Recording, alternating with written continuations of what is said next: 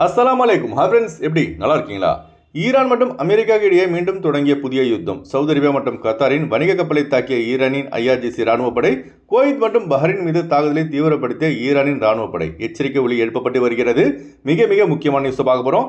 அடுத்து குவைத்தில் ஏற்பட்டுள்ள மின்வெட்டு. அடுத்து குவைத் முழுவதிலும் உள்ள திவானியா மற்றும் ஹதிகாக்களை அகற்றும் குவைத் பலதியா பரபரப்பு வீடியோ வெளியாகியுள்ளது. இப்படி பல முக்கியமான தகவல் இந்த வீடியோவில் இருக்குது. வீடியோ ஃபுல்லாக பாருங்கள். உங்கள் நண்பர்கள் அனைவருக்கும் கட்டாயமாக இந்த வீடியோ ஷேர் செய்யுங்க. இப்போ வாங்க குவைத்துடைய மிக முக்கியமான நியூஸை பார்ப்போம். ஈரான் மற்றும் அமெரிக்காவுக்கு இடையேயான யுத்தம் மீண்டும் துவங்கியுள்ளது. ஹார்முஸ் கடல் வழி பாதையில் ஈரானின் அனுமதி இல்லாமல் கடந்து சென்ற 3 வணிக கப்பலை ஈரானின் ஐஆர்ஜிசி ராணுவப்படை குறிவைத்து தாக்கியதை தொடர்ந்து அமெரிக்காவின் கப்பல் படை ஈரான் மீது தற்போது தொடர்ந்து தாக்குதலை நடத்தி வருகிறது. ஈரான் தாக்கிய 3 கப்பல்களில் ஒன்று சவுதி அரேபியன் வணிக கப்பல், மற்றொன்று கத்தாரின் வணிக கப்பல் ஆகும்.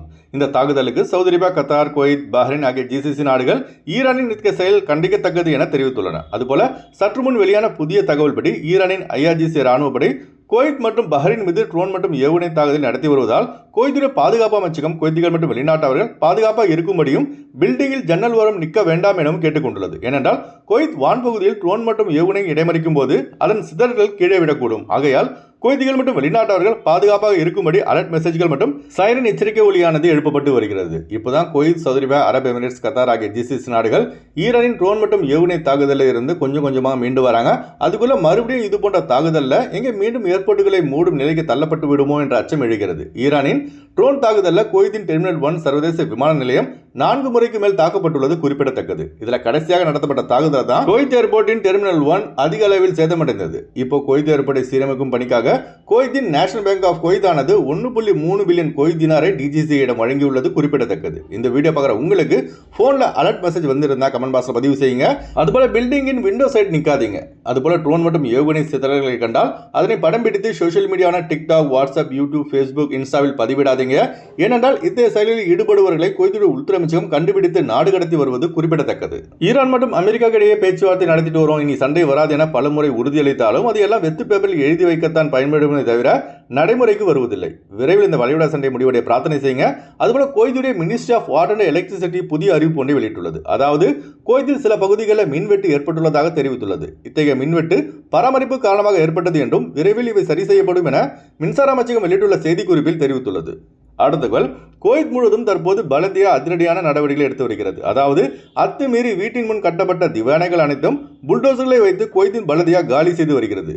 குவைத்திகள் யாரெல்லாம் அரசாங்க நிலத்தில் திவானியா மற்றும் ஹதிகா அதாவது தோட்டங்களை அமைத்து தங்கள் வீட்டு பகுதியை விசாலப்படுத்தி இருக்காங்களோ அவர்களுக்கு நோட்டீஸ் அனுப்பப்பட்டு இத்தகைய அதிரடி கிளீனிங் ப்ராசஸை குவைத் பலதியா நடத்தி வருகிறது. இப்போ நீங்க ஸ்கிரீன்ல பாக்குறீங்களா, இதுதாங்க அந்த வீடியோ.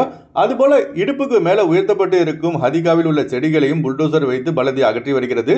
குறிப்பா பாத்தீங்கன்னா ரிஹாப், ராபியா, அந்தலூஸ், ஃபிர்தோஸ், இஷ்பிலியா போன்ற பகுதிகளில் இத்தகைய நடவடிக்கைகள் தீவிரப்படுத்தப்பட்டுள்ளன. இந்த வீடியோ பார்க்குற நீங்க உங்க ஏரியாவில் இது போன்ற சம்பவங்கள் நடந்திருந்தா மறக்காம கமெண்ட்ஸ் பதிவு செய்யுங்க. குவைத்தின் துணை பிரதமர் உள்துறை அமைச்சராக ஷேக் ஃபஹத் அல் சபா அவர்கள் பதவியேற்ற பின்பு குவைத்தில் பல மாற்றங்கள் ஏற்பட்டுள்ளன. அதாவது முன்ன மாதிரி எதுக்கு எடுத்தாலும் வாஸ்தா என்பது முடிவுக்கு வந்துள்ளது. அரசு நிலத்தை அபகரித்து திவானையை கட்டுவது முடிவுக்கு வந்துள்ளது. அதுபோல நான் தான் ஒரிஜினல் குவைத்தி என்று சொல்லி தெரிந்த போலி குவைத்திகளும் முடிவுக்கு வந்துள்ளார்கள். அடுத்த தகவல், குறைந்த கட்டணத்தில் விமான டிக்கெட் எடுக்க விரும்புபவர்கள் ஸ்கிரீனில் தெரிகிற ஜியா டிராவல்ஸ் நம்பரை தொடர்பு கொண்டு விமான டிக்கெட் பெற்றுக்கொள்ளலாம். அதுபோல குவைத் செல்வதற்கான PCC, medical, visa stamping, attestation, POE செய்து தரப்படுகிறது. அடுத்தோம் குவைத்துடைய தினார் ரேட் பார்ப்போம். ஒரு தினார் குவைத் இந்தியாவின் மதிப்பு 307 ரூபாயாக உள்ளது. ஒரு தினார் குவைத் இலங்கையின் மதிப்பு 1030 ரூபாய் 92 பைசாவாக உள்ளது. இப்போ நான் சொன்னது வந்து குவைத்துடைய அல்முலா ரேட்டுங்க. அடுத்து குவைத்துடைய கோல்ட் ரேட் பார்ப்போம். 1 கிராம் 24 கேரட் தங்கத்தின் விலை 41 தினார் 548 பில்ஸாக உள்ளது. 1 கிராம் 22 கேரட் தங்கத்தின் விலை 38 தினார் 100 பில்ஸாக உள்ளது. ஓகே ஃப்ரெண்ட்ஸ், இந்த வீடியோ ஷேர் செய்யுங்க. இந்த வீடியோ சம்பந்தமாக நீங்கள் என்ன நினைக்கிறீங்க என்பதை மறக்காம கமெண்ட்ஸ் பதிவு செய்யுங்க. எப்போதும் இணைந்திருப்போம். உங்களின் ஒருவன் ஜியாவுதீன். அஸ்ஸலாமு அலைக்கும்.